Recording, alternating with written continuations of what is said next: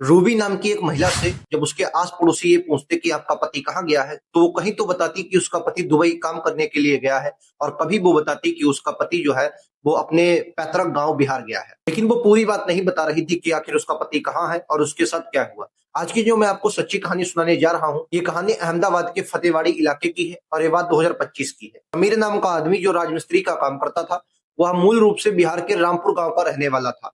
साल 2017 में वो रूबी नाम की एक महिला से प्रेम विवाह करता है। दोनों का शादीशुदा जीवन ठीक चल रहा था और दोनों अपने जीवन में खुश थे। काम के चलते करीब पिछले 5 साल पहले जो समीर था वो अहमदाबाद में आकर रहने लगा और वहीं पर काम करने लगा। वहां ही दोनों पति पत्नी ने एक किराए का मकान लिया और अपना जीवन शुरू कर दिया। पहले तो सब कुछ ठीक चला, लेकिन फिर कुछ दिनों बाद दोनों पति पत्नियों में झगड़े होने लगे।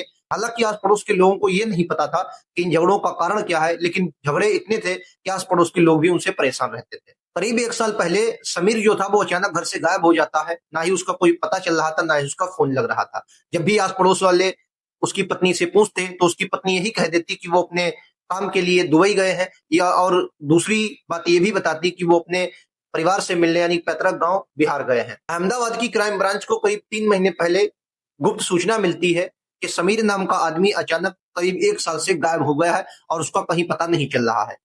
जब क्राइम ब्रांच इस मामले की जांच करना शुरू करती है तो क्राइम ब्रांच को पता चलता है कि पिछले 14 महीनों से समीर का फोन बंद है और उसका कहीं अता पता भी नहीं है। क्राइम ब्रांच बहुत खोज करती है, उसे इधर उधर ढूंढने की खोज करती है, उसे पता लगाने की खोज करती है, लेकिन उसका कोई भी पता नहीं चल रहा था। क्राइम ब्रांच के लोग भेष बदलकर जो उस जहां वो रहते थे समीर और रूबी, वहां पर आसपास के लोगों से पूछताछ करते थे और उनसे जानने की कोशिश करते थे आखिर इन दोनों पति पत्नियों में क्या चल रहा था और आखिर समीर का क्या हुआ है। आसपास के लोग वही बताते हैं जो उन्होंने देखा, और एक बात आस पड़ोस वाले ये भी बताते हैं कि जब से समीर गायब हुआ है, रूबी पिछले 1 साल से एक अनजान आदमी से ज्यादातर मिलती दिखाई दे रही है। पुलिस सबसे पहले उस आदमी की जांच पड़ताल करती है और उसे हिरासत में लेती है। पूछताछ में पता चलता है कि उसका नाम इमरान था। इमरान ये वही आदमी था जो रूबी से पिछले 1 साल से लगातार उसके आसपास दिखाई देता था। तो इमरान से पूछताछ की जाती है और पूछताछ के आधार पर वो अपना गुनाह कबूल कर लेता है। इमरान की निशानदेही पर अहमदवाड़ी रॉय स्थित उसी कॉलोनी यानी कि उसी घर में आ जाती है जहां पर रूबी और समीर रहा करते थे। तुरंत वो किचन में जाते हैं। पुलिस टीम के साथ पुलिस टीम,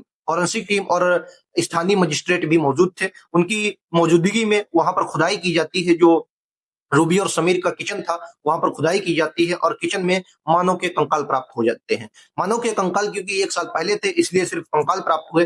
पुलिस उन कंकाल को बरामद करती है और फॉरेंसिक लैब के लिए भेज देती है ताकि ये पता लगाया जा सके कि जो मानव कंकाल है ये समीर के ही हैं या किसी और के हैं। खुदाई के बाद सबूत तो मिल गए थे। पुलिस इमरान और रूबी दोनों को हिरासत में लेकर पूछताछ करती है तो वो एक कहानी बताते हैं। दरअसल जब समीर रूबी को लेकर अहमदाबाद काम के चलते आया था तो पहले तो दोनों में ठीक चला, लेकिन फिर कुछ समय बाद रूबी की मुलाकात इमरान नाम के एक आदमी से होती है। धीरे धीरे दोस्ती होती है और फिर उन दोनों में प्यार हो जाता है। ये प्यार दोस्तों परवान चढ़ने लगता है और फिर धीरे धीरे ये एक दूसरे से मिलना मिलाना शुरू कर देते हैं। समीर की गैर मौजूदगी में ये एक दूसरे से मिला करते थे, लेकिन इनके प्यार की जानकारी किसी को नहीं थी। लेकिन जब धीरे धीरे इस मामले की जानकारी पूरी समीर को पता चली तो समीर ने अपनी पत्नी पर पाबंदियां लगा दी और उसके इधर उधर जाने से मना किया और उसकी ज्यादातर वो देखभाल करने लगा। जब रूबी पर पाबंदियां लग गई तो रूबी ने इसके लिए विरोध किया और उन दोनों में झगड़े होने लगे। झगड़े इतने होते कि आस पड़ोस के पड़ोसी भी उनके झगड़ों से तंग आ गए थे। इन्हीं पाबंदियों के चलते जो रूबी थी वो इमरान से नहीं मिल पा रही थी और इमरान भी रूबी से नहीं मिल पा रहा था। दोनों में बेचैनियां बढ़ने लगी, जिसके चलते दोनों की मिली भगत से इमरान जो था उसने उसी फ्लैट में कमरा ले लिया, यानी कि उसी कॉलोनी में अपना किराए का मकान ले लिया जहां पर रूबी और समीर रहा करते थे। तब ये जानकारी जब समीर को हुई तो उन दोनों में झगड़े और बढ़ गए। अब ये झगड़े ज्यादा हो गए क्योंकि इमरान अब उन्हीं की आंखों के सामने आ गया था। जो रूबी थी वो इन रोज के झगड़ों से तंग आ गई और उसने अपने पति यानी कि समीर को खत्म करने की योजना बना ली। ये योजना उसने अपने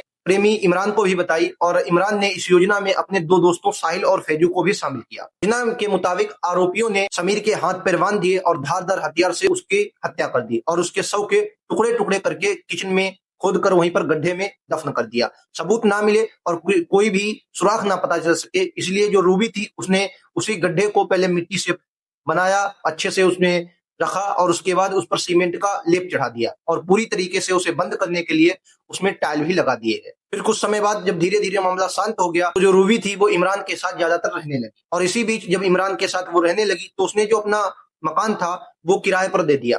लेकिन जब किराएदार वहां पर रहने आए तो उन्होंने कुछ समय बाद वो मकान खाली कर दिया और उन्होंने बताया कि इस घर में अजीब सी गंध आती है। फिलहाल इस पूरे मामले के खुलने के बाद इमरान और रूबी को पुलिस ने गिरफ्तार कर लिया है, वो हिरासत में है और बाकी फैजू और साहिल की पुलिस जांच कर रही, वो भी फरार चल रहे हैं। बाकी इस पूरी कहानी के बारे में आपकी क्या राय है, कमेंट में जरूर बताएं और ऐसे वीडियोस के लिए चैनल को सब्सक्राइब कर लें।